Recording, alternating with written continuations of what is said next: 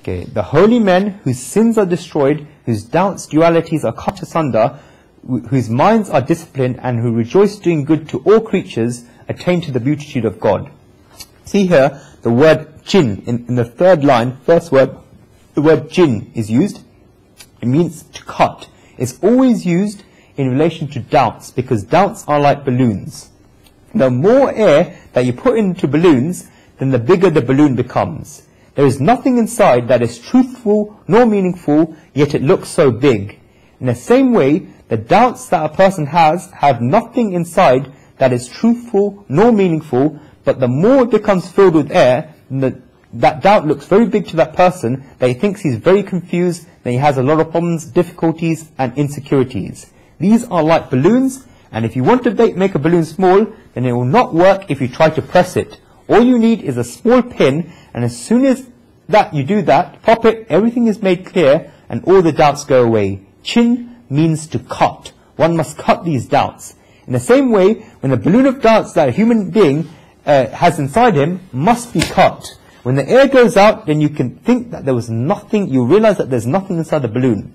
Everyone has the experience that when they're in difficulty, then this difficulty looks very big, but when the time of the difficulty goes away, then one describes with pride that at the age of 45, that the difficulties he had until the age of 40 have all run away. Now he is describing these problems in detail while sitting comfortably on a chair, because all the air inside him has come out. In this way, all the doubts of holy men, as described in this verse, have been cut asunder. They have been destroyed.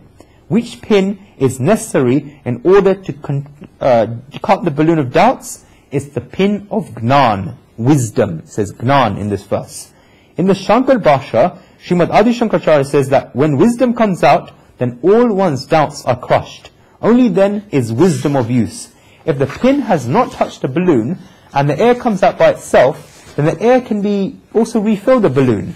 But as soon as the pin of wisdom touches the balloon of doubt, then no air can refill inside the balloon. This is the state that Shri Krishna is talking about. It's a permanent solution. Shri Krishna has been describing these qualities over and over again. When this verse, if you look, he uses the word rishi, rishaya, first word in the second line, rishi. When the Gita uses the word rishi, then it doesn't mean someone that grows a long beard, wears orange clothes, and leaves home to reside in a hut in a forest. What do you think rishi means? Anyone? Rishi. You must understand the word rishi. The word rishi comes from the root rush. Rush means wisdom. One who gives importance to wisdom and understands the discretion of wisdom is a rishi. Rish means knowledge, wisdom. Rish means revolution. Rishi must always be a reformist. He must always be a revolutionary, otherwise the scriptures will not consider him as a rishi. A rishi must have the vision of being a revolutionary. Kabir Manishi Prabhush Mayam Bhu. He must be learned. Of course, a rishi certainly respects traditions, but he doesn't become limited by them. He does not think that something is good just because it's old and everything new that comes is wrong. A person who says this cannot become a rishi. He accepts what is beautiful from the past and also accepts the beautiful things that will come with changing times. One who sympathizes the two and sees their mutual relation is a true rishi. A rishi is not a blind follower of traditions. He is a revolutionary. I will say again that people should not think that everything that is old is bad. Someone who says this is also not a rishi.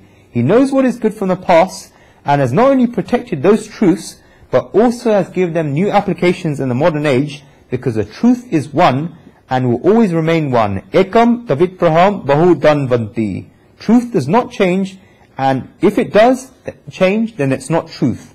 The truth stays the same, but one who applies it in new contexts, new environments, and new times is a rishi. A rishi gives importance to wisdom. A rishi has a feeling in his heart that if he wishes to change society, he needs to change its thoughts. This is a story of a rishi's life. You cannot change a human being by rules, nor can you change a human being from policemen. You cannot change human beings through the military. You cannot change human beings through force. You can, however, change human beings through thoughts. If a person's thoughts change, then his conduct will change by itself. His life will change, and the person changes completely. That is why a rishi's effort is only one, to change thoughts. If anyone comes to him, then a rishi will not wave a magic wand. If a human being goes to a rishi with this problem or difficulty, then a rishi will ask him to sit down and he will tell him to listen to him. He will tell him to observe his life. That is a rishi. From that, the human being will understand. The rishi would give him good thoughts. Secondly, a rishi lives a worldly life. Shri Krishna has used the word rishi very carefully in this verse. The common person links the word rishi to giving up society completely and leaving the family. It's not like that.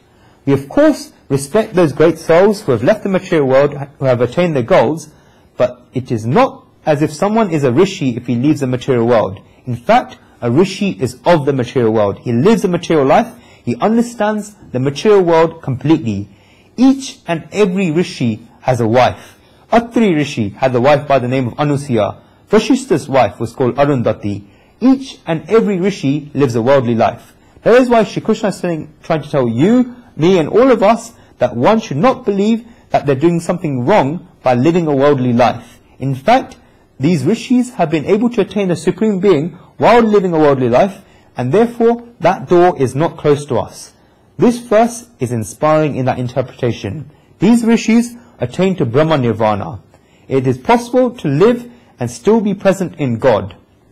The stem Rish has a relationship with wisdom, someone who is rich in thought, and someone who is wise. This is a rishi, and he peacefully attains to Brahma Nirvana.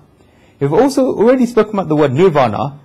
In this next verse, one attains to that. Such a yogin becomes engrossed with the supreme truth and a supreme being, and it's the same way that a wave becomes engrossed with the sea. The word labban, if you look in this verse, the word labban there, the first word in this verse means to become engrossed with. It doesn't mean to get in the same way as if he was sitting somewhere and liberation was somewhere else, so he sat there and became engrossed in it to attain liberation, nirvana. It's not like that. He becomes engrossed with Brahman. If looking at it in terms of the water, then the waves and the sea are not different. They are one. Whether it is the sea or the waves, in the end they are one. In the same way, one who reaches the state described in this verse, when there's no difference between the individual soul and the supreme soul, the supreme truth becomes one. This is a state of nirvana and a state of unity with the supreme being. Next verse. Okay.